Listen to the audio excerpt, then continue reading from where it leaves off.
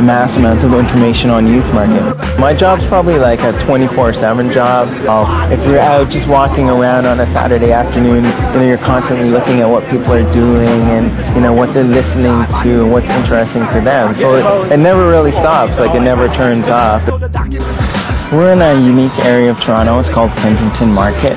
The area is renowned for having secondhand clothes. So the types of people that this draws is definitely like a more alternative crowd. These are probably what's termed opinion leaders or key influencers. So these are the guys on the cusp who lead the rest of the marketplace. Right now we're in Chinatown in Toronto. It represents an area where people can come and sample a different culture. And what we find is that, like, in highly urban or metropolitan areas, the people who live here are more open to new things, and at the end of the day, they're the ones mixing and blending different cultures and ethnicities and coming up with new things. This is definitely an area that's a stepping stone between Kensington and an upscale market or a mainstream market, because although you get stores that you find in malls, you get unique vendors down here. We're currently in Yorkville in Toronto.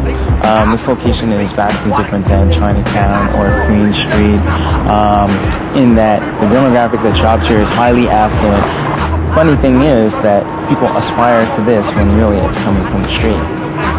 I believe there's a huge difference between market intelligence and market research. Market research might tell me that 14-year-olds who live in the outskirts of Toronto like Nike Air Turbulent shoes. Market intelligence is going to tell me why they like it, and they're going to tell me what they're thinking when they buy it, their perceptions, their values, their attitudes. We're actually really active as far as writing goes. Once you've collected all this information, you have to convey it somehow, and the most popular form to convey our information to clients is in the form of reports. So much of what we do is like just fun stuff, like watching TV is an integral part of what we do, reading books, magazines, being on the internet, because it's so important to understand contemporary culture. So to understand it, the best way to do that is to participate in it, and that's really important. As far as getting it off the ground, I have my parents to thank for that. They were really supportive, although they had no clue what it was I was doing. They had total faith in me. Information comes from all sorts of places, but when you're located in some place where other people congregate, a lot of times it's more valuable than not. Nothing that happens in the marketplace is of a singular dimension anymore. Everything is multidimensional. So everything's related to music, sports, entertainment, fashion.